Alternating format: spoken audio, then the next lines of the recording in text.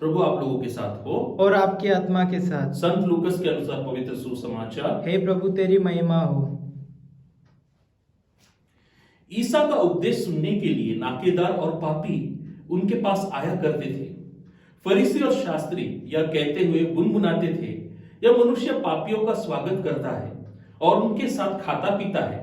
इस पर ईसा ने उनको यह दृष्टांत सुनाया, यदि तुम्हारे 100 भेड़ें हो और उनमें से एक भी भटक जाए तो तुम लोगों में कौन ऐसा होगा जो 99 भेड़ों को निर्जन प्रदेश में छोड़कर न जाए और उस भटकती हुई को तब तक न खोजते रहे जब तक वह उसे नहीं पाए। पाने पर वह आनंदित होकर उसे अपने कंधों पर रख लेता है और घर आकर अपने मित्रों और पड़ोसियों को बुलाता है और उनसे कहता है, मेरे साथ आनंद मनाओ क्योंकि मैंने अपनी भटकती हुई भेड़ को पा लिया है। मैं तुमसे कहता हूं, इस प्रकार 99 धर्मियों की अपेक्षा जिन्हें पश्चाताप की आवश्यकता नहीं है, एक पश्चातापी पापी के लिए स्वर्ग में अधिक आनंद मनाया जाएगा। प्रभु का सुसमाचार। हे क्रिस्त तेरी स्तुति हो। क्रिस्त में मेरे प्रिय भाइयों और बहनों, आज का सुसमाचार समझने के लिए इजराइल की पशुपालन व्यवस्था समझनी जरूरी है।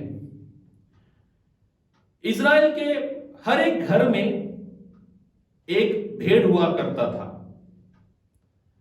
तो ऐसा नहीं कि वह घर वाला ही उस भेड़ का पालन पोषण करता था, नहीं, सामाजिक पालन पोषण व्यवस्था थी। यानी एक गांव में एक सामान्य गडरिया रहता था, एक सर्वसाधारण गडरिया।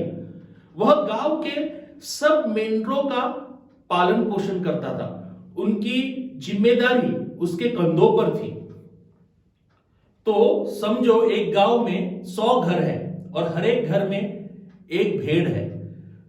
तो वे घर वाले उस भेड़ को इस व्यक्ति के हाथों में सौंप देते थे, उस सामान्य गडरिया के हाथों में सौंप देते थे और वो गडरिया जिम्मेदारी से अपना कार्य पूर्ण करता था, क्योंकि हर एक भेड़ पर उसका अधिकार नहीं था। वह उनका स्वामी नहीं था बल्कि उनका रक्षक था। इसीलिए बहुत ही जिम्मेदारी से, दक्षता से वह काम करता था।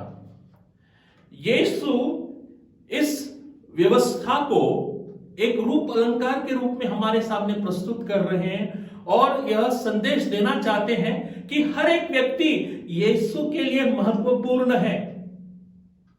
यदि हम यीशु के मार्ग से भटकेंगे, यदि हम इस विश्व के एकमात्र व्यक्ति हो, फिर भी यीशु दुखी होते हैं क्योंकि वे उत्तम गडरिया हैं। क्या हम पश्चातापी अंतःकरण से यीशु के पास आ सकते हैं क्या? और उसके करीब आ सकते हैं क्या? समीप आ सकते हैं क्या? इस प्रश्न पर मनन करें। आमीन।